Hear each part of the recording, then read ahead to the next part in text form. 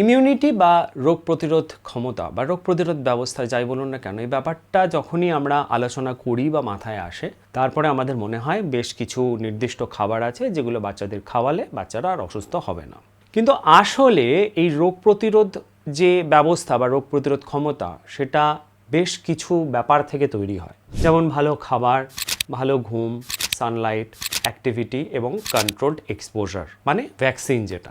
এই ব্যবস্থাগুলো বা এই স্টেপসগুলোর মাধ্যমে আমাদের রোগ প্রতিরোধ ক্ষমতা তৈরি হয়, তাতে করে বাচ্চারা মানে বাচ্চাদের রোগ প্রতিরোধ ক্ষমতা তৈরি হয় এবং বাচ্চারা কম অসুস্থ হয় আসলে, এবং অসুস্থ হলেও তাদের রিকভারিটা তাড়াতাড়ি হয়।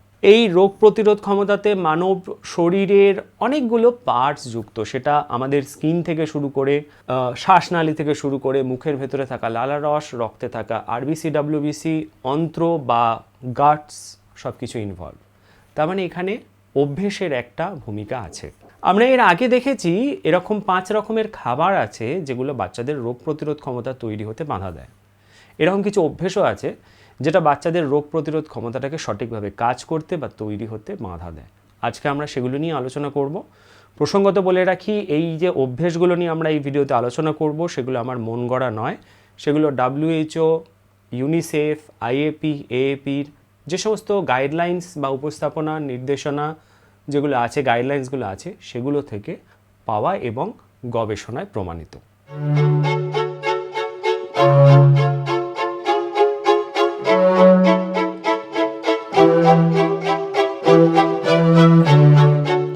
প্রথম অভ্যেস হলো ওভার হাইজিন। একটি শিশু যখন জন্মায় তখন ন্যূনতম রোগ প্রতিরোধ ক্ষমতা নিয়ে জন্মায়।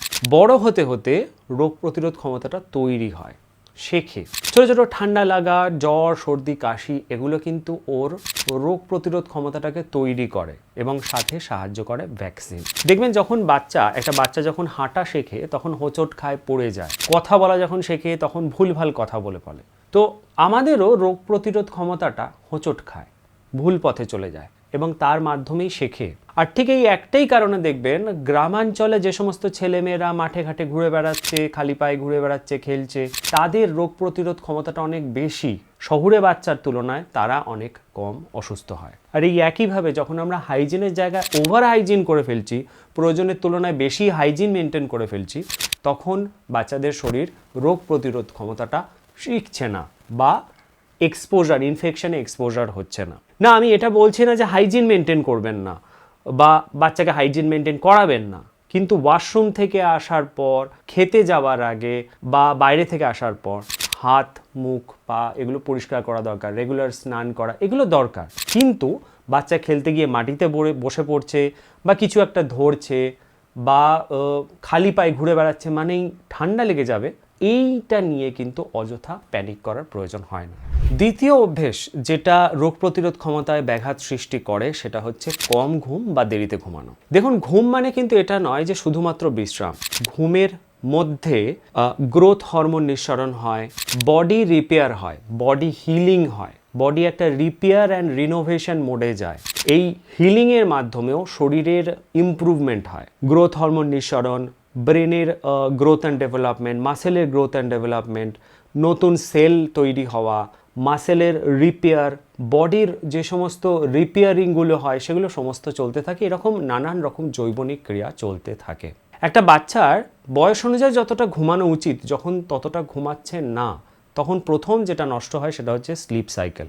যখনই স্লিপ সাইকেলটা নষ্ট হয় তখন স্ট্রেস হরমোন নিঃসরণ হওয়া শুরু হয় বা স্ট্রেস হরমোন ইমব্যালেন্স তৈরি হয়, অর্থাৎ কর্টিসল লেভেল, এবং সেটা ইমিউনিটি সিস্টেম বা ইমিউন সেলের কাজকে সাপ্রেস করে দেয় বা চাপা দিয়ে দেয়, যার ফলে ইমিউনিটি প্রপারলি ফাংশন করতে পারে না।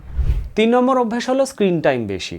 আমি খুব ভুল না করে থাকলে এটা এখন বেশিরভাগ বাড়িতেই অভ্যেস যে খাবার সময় টিভি, কাঁদলে মোবাইল এবং ঘুমের আগে কার্টুন। এই খাবার সময় মোবাইল বা টিভি বা স্ক্রিন টাইমটা দিলে কি হয়, মাইন্ডলেস ইটিং হয়, অর্থাৎ বাচ্চা জানেই না কি খাচ্ছে, কতটা খাচ্ছে, খাবার আর প্রয়োজন আছে নাকি। যখন ঘুমের আগে কার্টুন বা স্ক্রিন টাইম দেওয়া হচ্ছে তখন মেলাটোনিন হরমোন, অর্থাৎ যেটাকে স্লিপ হরমোন বলা হয়, সেটা নিঃসরণ কম হচ্ছে। ফলে বাচ্চার নিরবিচ্ছিন্ন ঘুম বা সাউন্ড স্লিপ, যেটার কোনো ডিস্টারবেন্স নেই, সেরকম স্লিপটা কম হচ্ছে। এছাড়াও যখন বাচ্চাকে আমরা কাঁদলেই মোবাইল দিয়ে দিচ্ছি তখন ও নিজের বডির যে রেসপন্স সেটাকে বুঝতে শিখছে না। এই স্ক্রিন টাইম বেশির ফলে আরেকটা জিনিস হচ্ছে, সেটা হচ্ছে অ্যাক্টিভিটি কমে যাচ্ছে। অ্যাক্টিভিটি কমে যাওয়া মানে হজমে সমস্যা হচ্ছে, গাটে গিয়ে প্রবলেম হচ্ছে বা অন্ত্রে গিয়ে প্রবলেম হচ্ছে। খাবার হজমের সমস্যা, গাটে প্রবলেম যখন হয় তখন শরীরে নিউট্রিশন অ্যাবজর্পশন বা পুষ্টির শোষণটাও কমে যাচ্ছে। একদিকে ঘুম কম, দ্বিতীয় অ্যাক্টিভিটি কম, শরীরে নিউট্রিশন কম। ইঞ্জিনে যদি তেল না থাকে তাহলে ইঞ্জিনটা চলবে কি করে?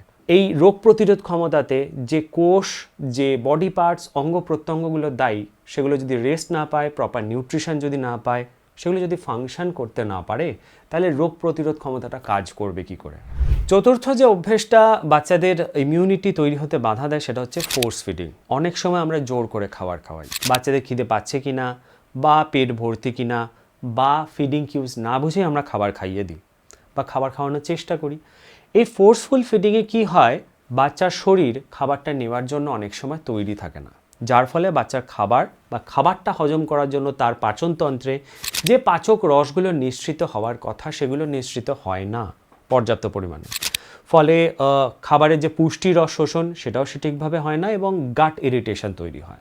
দ্বিতীয়ত, কিছুটা হলেও মানসিক চাপ কিন্তু এই ফোর্স ফিডিং থেকে আসে, যেটা অ্যাড্রেনালিন এবং কর্টিসলকে নিঃসৃত করে এবং সেটা ইমিউন সেলের ওপরে চাপ সৃষ্টি করে, ইমিউনিটি কিছুটা হলেও সাপ্রেসড হয়। আর তৃতীয়ত, কিছুটা হলেও এই যে খিদে পেলে তার যে অনুভূতি, যেখান থেকে তার খিদে পেয়েছে, অথবা যে অনুভূতিটা তাকে এটা বলে যে আমার আর খিদে পাচ্ছে না, সেই অনুভূতিটা সে বুঝতে শেখে না। একদিকে গাট বা অন্ত্র ক্ষতিগ্রস্ত হচ্ছে বা ইরিটেশন হচ্ছে, নিউট্রিশন অ্যাবজর্পশন হচ্ছে না, তার থেকে ইমিউনিটি সেল ফাংশন ঠিকঠাক করতে পারছে না। এর সঙ্গে ওবেসিটির রিস্ক এবং ফুড অ্যাভারশন বা খাবার প্রতি একটা অনীহা, চাপ থেকে খাবার প্রতি একটা অনীহা, সেটাও তৈরি হয়।